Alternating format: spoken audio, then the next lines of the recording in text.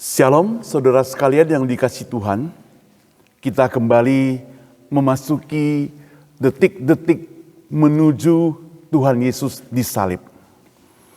Dari Matius 26 kita sudah melihat sampai Yesus berada di Taman Getsemani. Hari ini kita akan melihat bagian di mana Yesus ditangkap. Saya mengajak kita membaca Matius 26 ayat 47 sampai 56. Matius 26 ayat 47 sampai 56. Yesus ditangkap.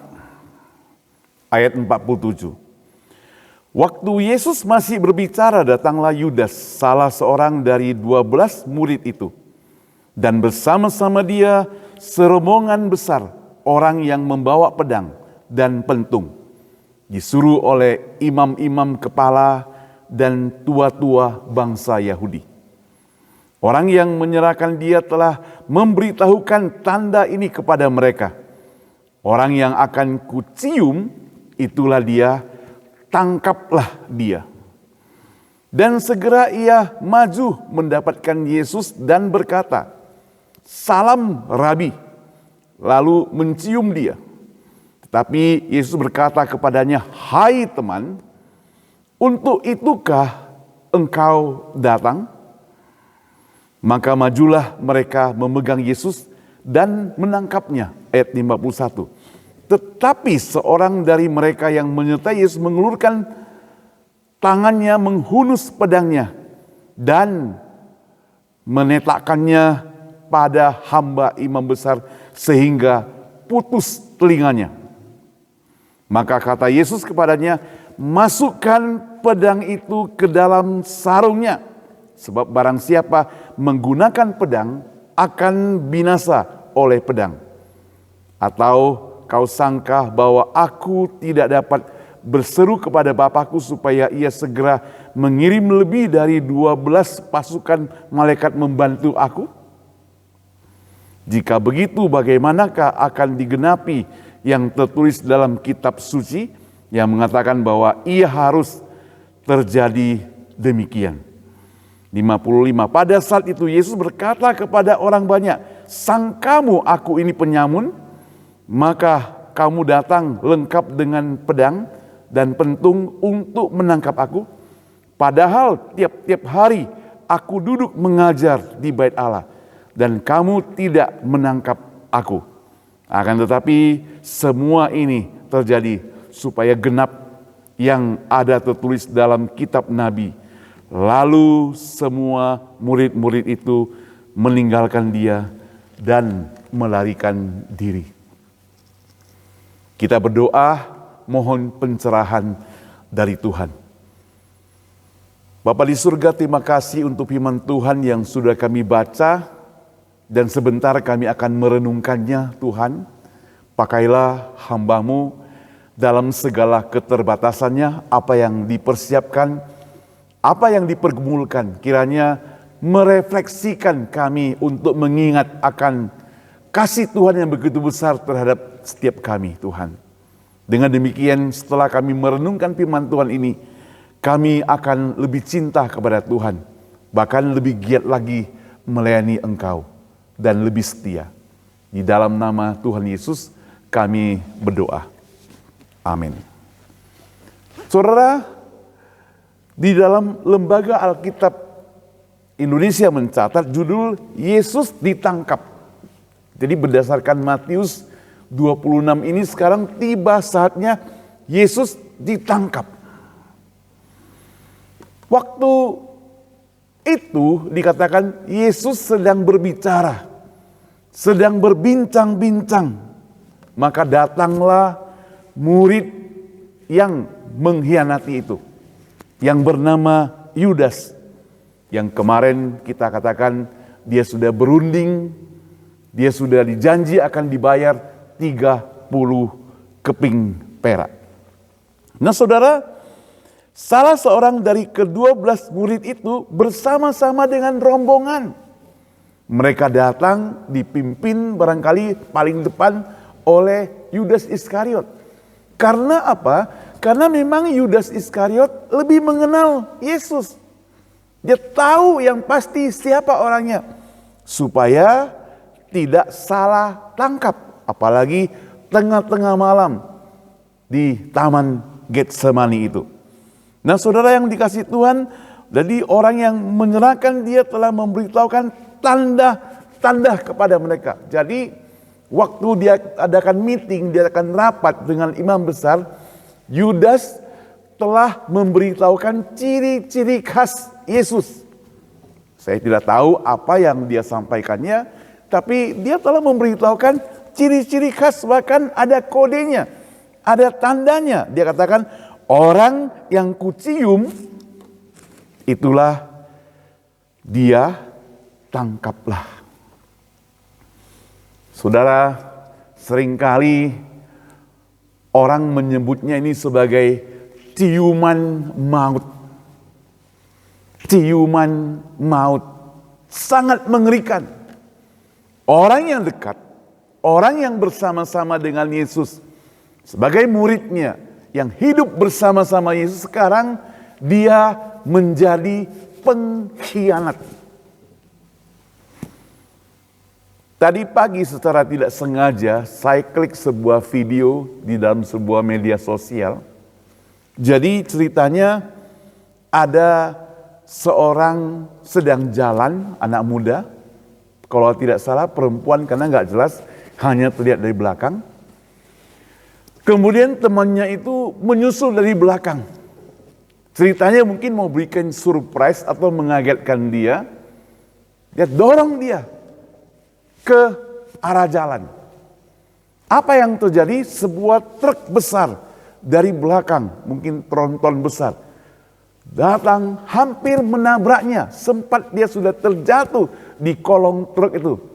Tapi rodanya tidak kena tubuhnya. Dia masih sempat berdiri. Jadi di situ orang yang memposting video itu menulis, jangan pikir temanmu, orang yang dekat dengan kamu, selalu akan menolongmu, memperhatikanmu, membantumu, take care kamu. Jangan. Bahkan kemungkinan besar dia bisa mencelakakan kamu. Jadi saya ingat Yudas itu seperti demikian. Orang yang dekat, orang yang belajar, diajar, dia tidak segan-segan untuk menyerahkan gurunya, untuk mencelakakan gurunya. Memang ada orang hendak membela Yudas, mengatakan bahwa kan Yudas tahu bahwa Yesus itu punya kuasa melakukan mujizat. Diperkirakan Yesus pasti akan bebas. Diperkirakan Yesus pasti akan lepas. Diperkirakan bahwa mereka itu tidak bakal menangkap Yesus karena Yesus punya kuasa, punya mujizat. Itu menurut cerita pandangan orang-orang yang satu pihak. Tapi Alkitab mencatat bahwa benar Yudas datang setelah dia menerima bayaran 30 keping perak itu, dia mencium Yesus. Dan itulah orangnya yang segera akan ditangkap. Saudara, Yesus berkata kepadanya, "Hai teman." Di Injil Lukas dicatat bahwa, "Hai Yudas, untuk itukah engkau datang?" Dikatakan lagi, tetapi seorang dari mereka yang menyertai Yesus mengulurkan tangannya, menghunus pedang. Di bagian yang lain diketahui bahwasannya orang yang menghunus pedang itu bernama Malkus. Saudara, Malkus menghunus pedang, tetapi Petrus dengan sigap juga mengambil pedang, diletakkan di telinga Malkus itu, telinganya putus, saudara. Seharusnya Yesus yang melihat kejadian itu akan berkata secara manusia, mampus. Singkatnya, Malkus dengan pedang terhunus, kemudian Petrus membalasnya dengan pedang terhunus juga, meletakkan di telinganya dan telinganya putus, mampus. Tetapi Yesus tidak berkata demikian.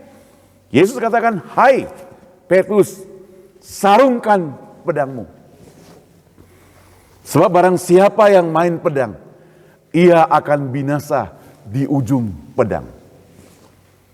Dan Alkitab mencatat, Yesus minta supaya telinganya itu dipasang kembali ke telinga Malkus itu.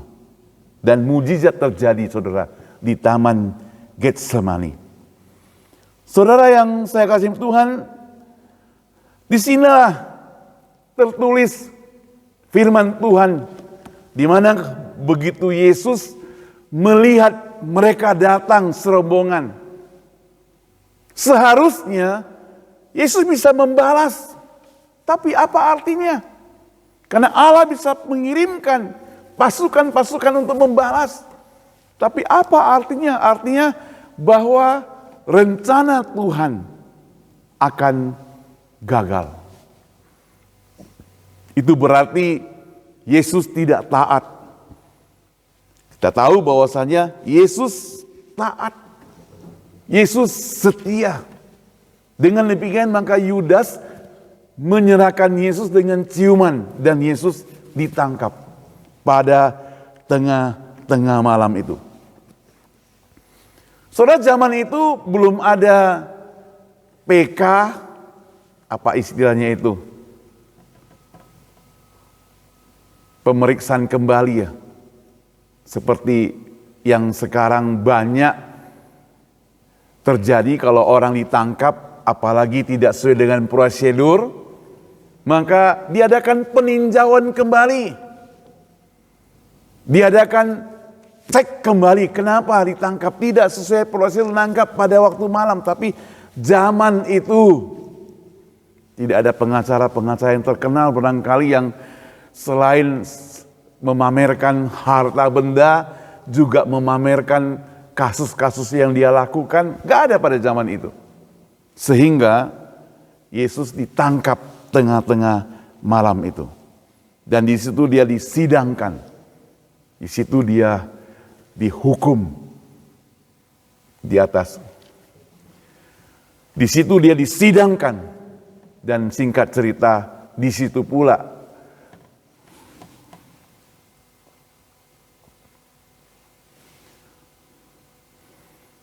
nah, ketika Yesus ditangkap pada malam itu, kalau kita baca selanjutnya, maka mereka menangkap Yesus, dikatakan membawa menghadap Kayafas, imam besar. Di situ telah berkumpul para ahli Taurat yang boleh dikatakan golongan-golongan yang pro kepada Kayafas, yang anti kepada Tuhan Yesus. Petrus yang kemarin dengan sesumbar berkata akan membela Yesus itu, dia hanya melihat dari jauh. Kenapa?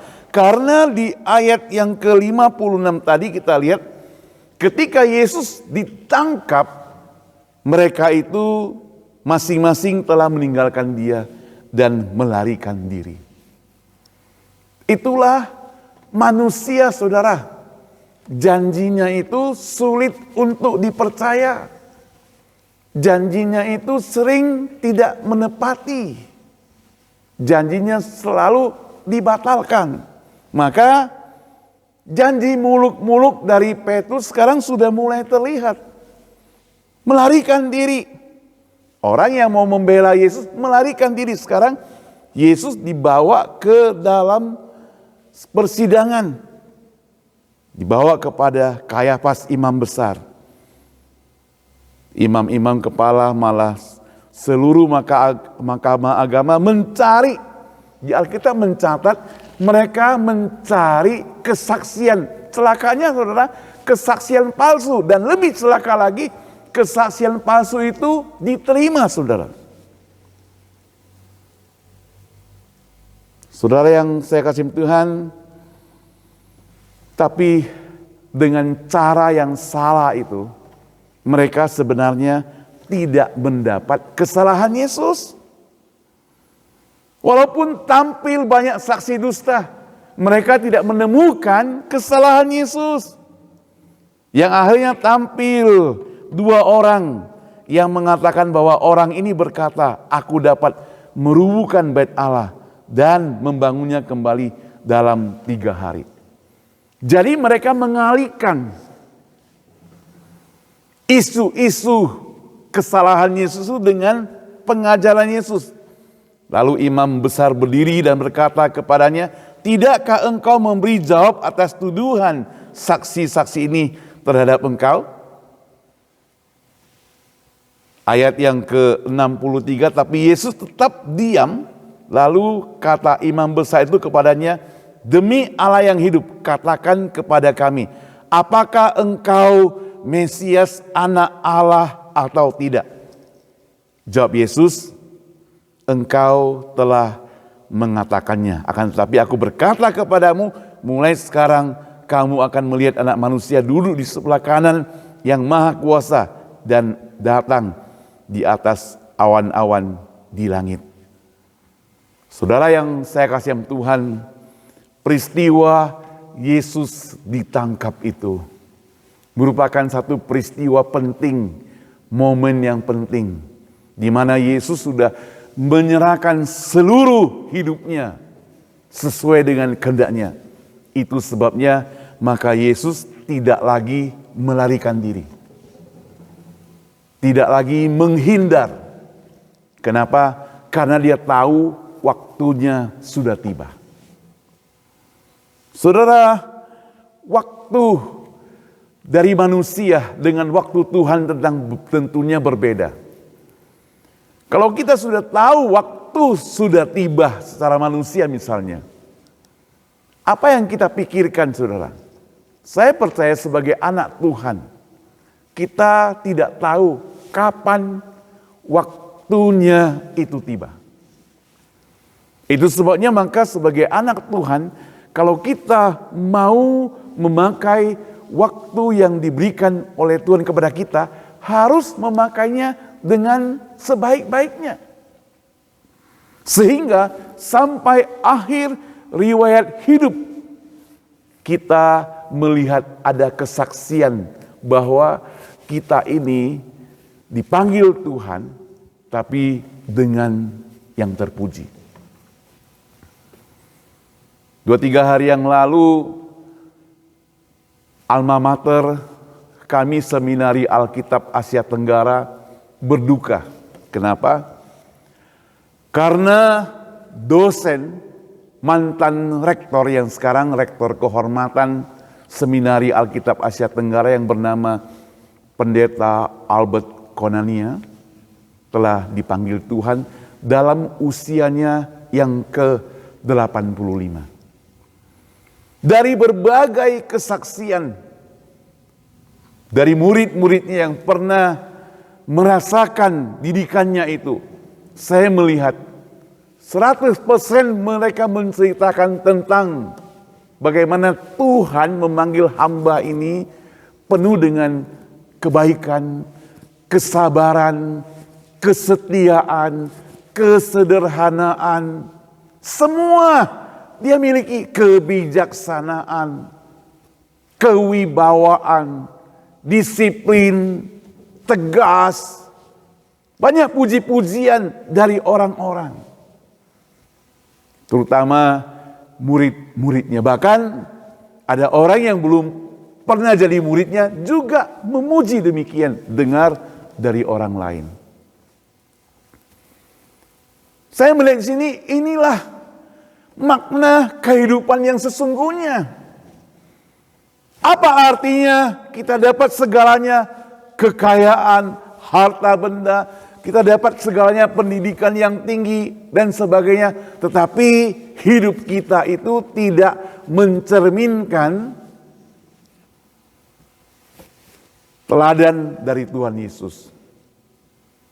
Hamba Tuhan yang saya sebutkan tadi, dia mencerminkan.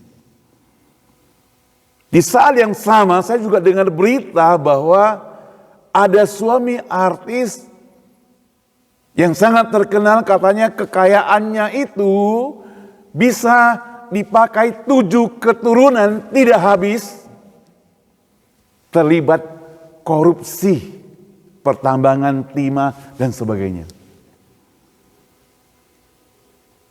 Kaya memang, tapi kekayaannya didapatkan dengan cara yang tidak bersih.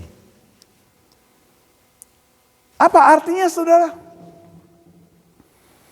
Itu sebabnya kalau kita mengalami hal yang seperti demikian dan waktunya sudah tiba, tidak sempat kita bertobat, kita bisa bayangkan kita kehilangan kesempatan bersama dengan Tuhan hidup di surga.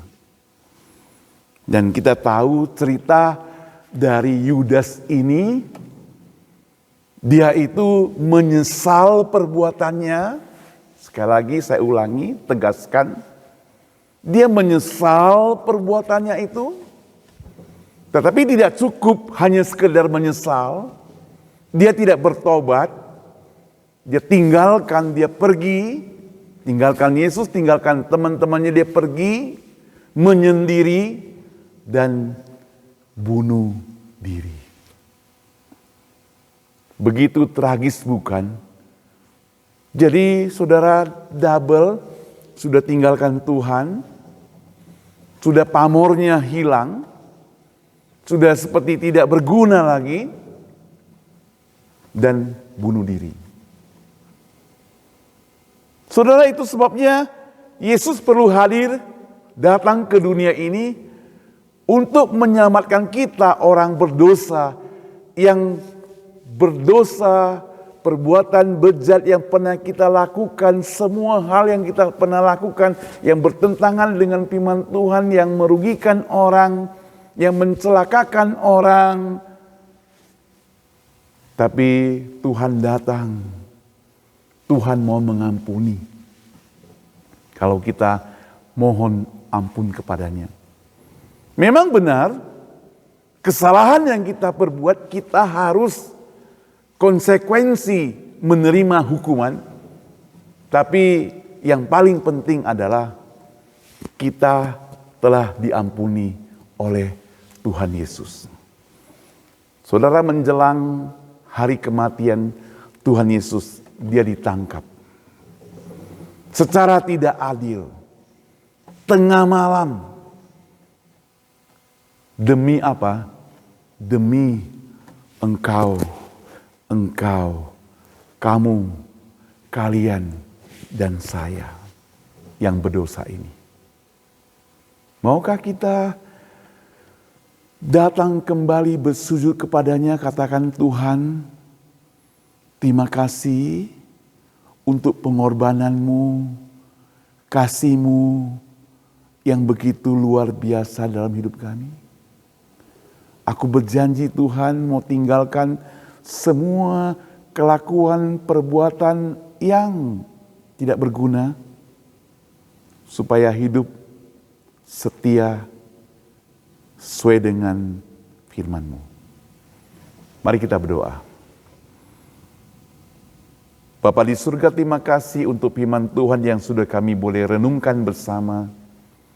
Dan pakailah Tuhan peristiwa Yesus ditangkap ini menjadi momen yang penting, di mana kami bisa diingatkan kembali bahwa Yesus sebenarnya bisa melarikan diri, bisa bebas, bisa menolak, tapi dia rela menerimanya demi mengasihi kami semuanya, saya, engkau, dan semua orang di dunia yang berdosa ini. Tuhan, tolong kami. Dan pakailah setiap kami Tuhan, supaya melalui peristiwa yang tragis ini, peristiwa kematian ini, mengingatkan kami bahwa kasih Tuhan begitu besar sehingga kami mau kembali kepada Tuhan, membalas kasih-Nya.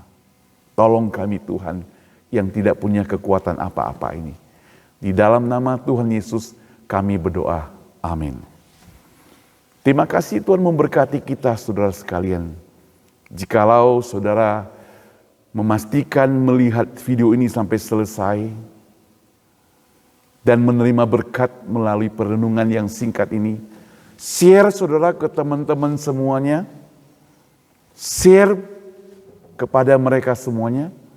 Dan kalau saudara tergerak untuk mendukung pelayanan di The Cornerstone San Francisco ini berbahasa Indonesia, saudara juga boleh dukung melalui persembahan baik melalui Zelle ataupun persembahan dengan amplop.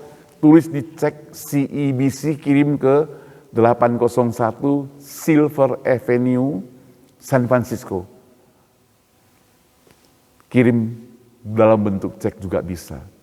Dalam bentuk Zelle 415-813-9772. Kiranya Tuhan Yesus memberkati apa yang saudara kerjakan untuk Tuhan. Terima kasih.